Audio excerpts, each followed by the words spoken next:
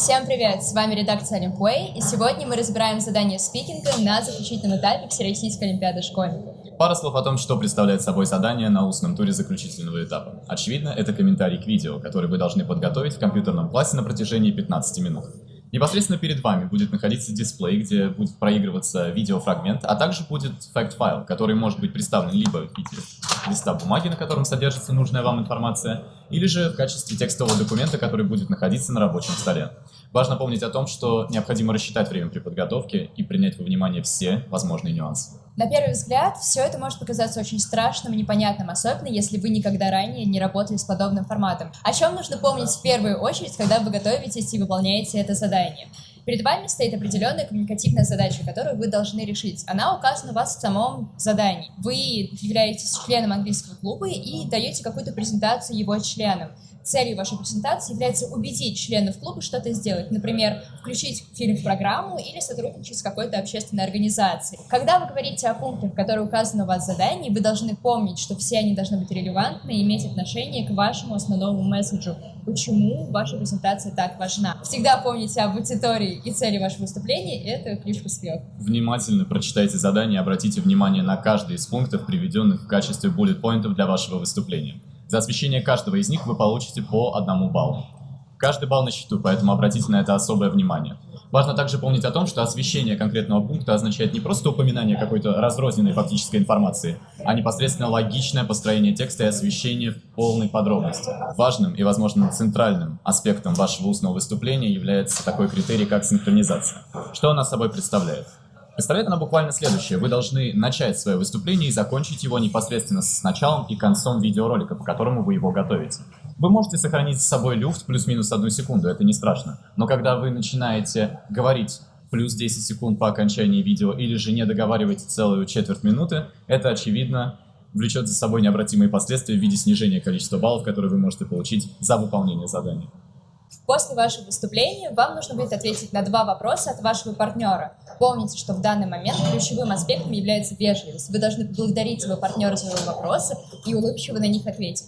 Также после презентации вашего партнера вы должны ему задать 2 вопроса, которые относятся непосредственно к его выступлению и направлены на получение дополнительной информации. Помните, что если вы будете пытаться завалить вашего собеседника вопросами, пытаться узнать что-то, что ваш собеседник априори не может знать, экзаменаторы оценят это достаточно негативно и точно не поставят вам баллы. Поэтому помните о вежливости и корректности ваших вопросов. Думаю, мы осветили основные аспекты устного выступления на заключительном этапе, и сейчас непосредственно можно перейти к демонстрации того, как это задание выполняется.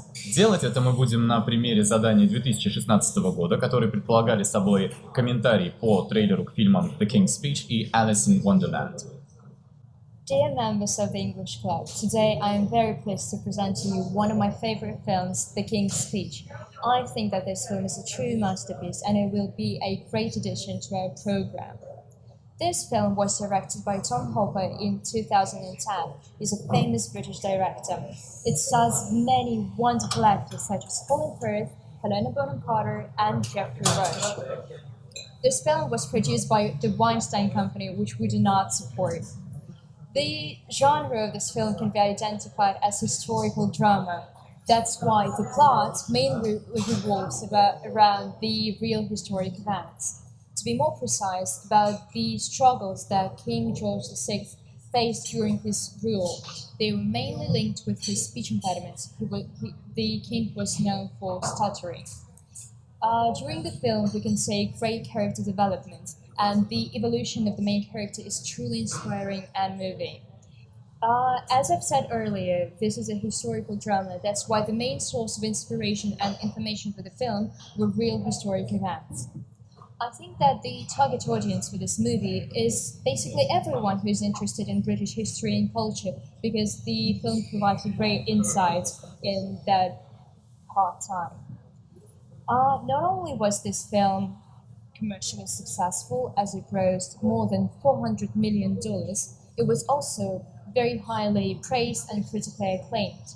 It also received 4 Academy Awards for the Best Motion Picture, Best Actor, Best Director, and the Best Original Screenplay. I think that this is a great historical drama that provides a great and very accurate information about those events, and the image itself is very, very beautiful.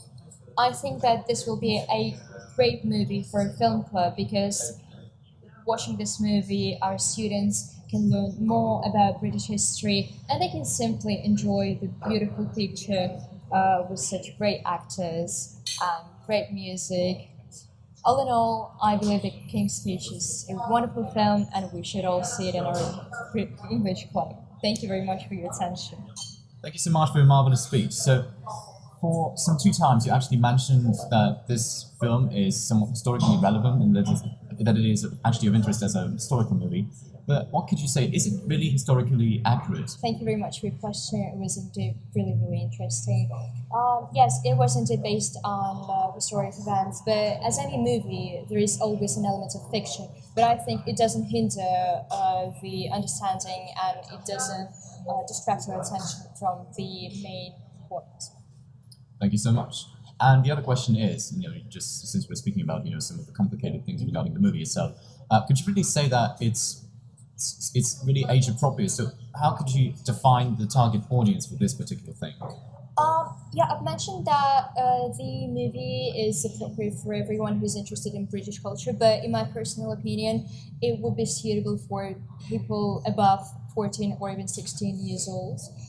Because sometimes the movie deals with quite difficult issues. So probably it would not be very appropriate for younger kids, but... Because of graphic nature. Probably. So yeah, I guess above 16 is okay. Thank you so much. Thank you.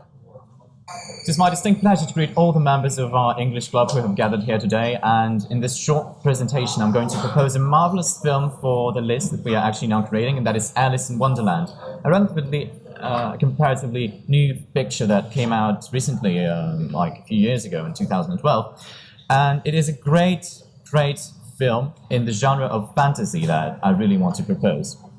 To begin with, we need to speak of the plot. What you can now see is actually Mia Wasikowska playing the role of Alice, who is the protagonist of the story.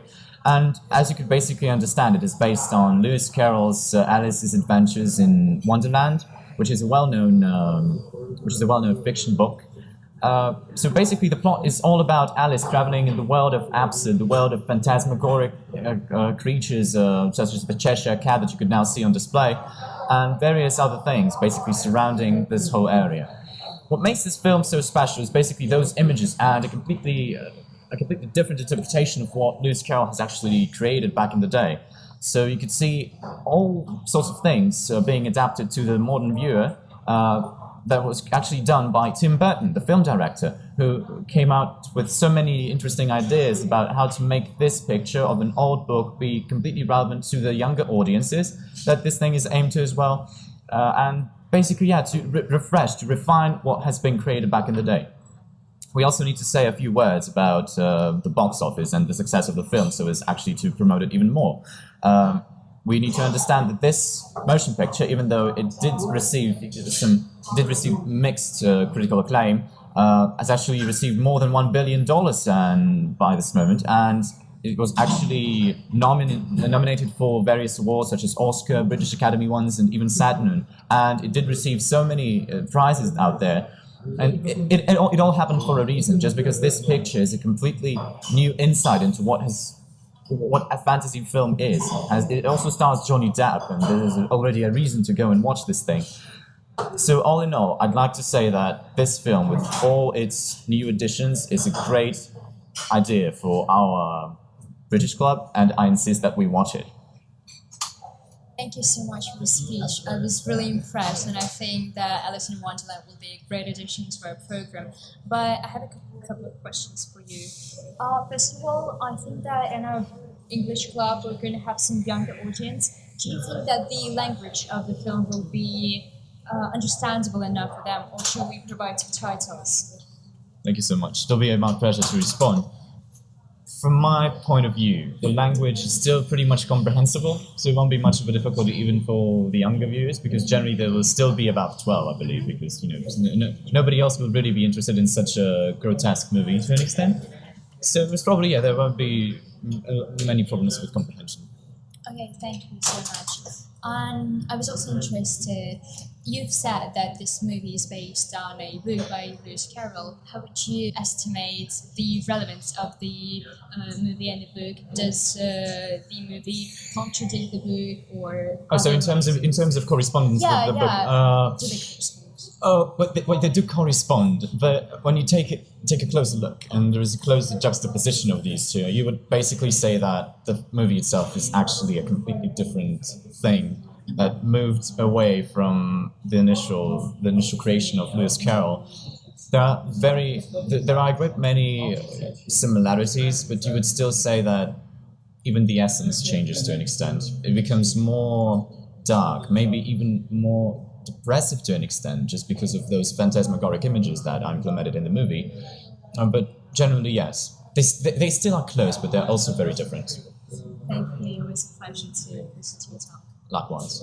Очень надеемся, что наш небольшой гайд поможет вам при подготовке к устному этапу. Важно помнить одну вещь. Ни в коем случае не бойтесь делать ошибки. Главное, следите за своим темпом речи, за своей fluency. Если вы понимаете, что вы где-то облажались, допустили маленькую ошибку, не бойтесь себя исправить. Сделать это с улыбкой, спокойно и комфортно, и это хорошо оценят экзаменаторы. Желаем вам успехов и удачи на устном этапе. И вообще, в Олимпиаде. И помните, что бы ни случилось, вы все уже победители.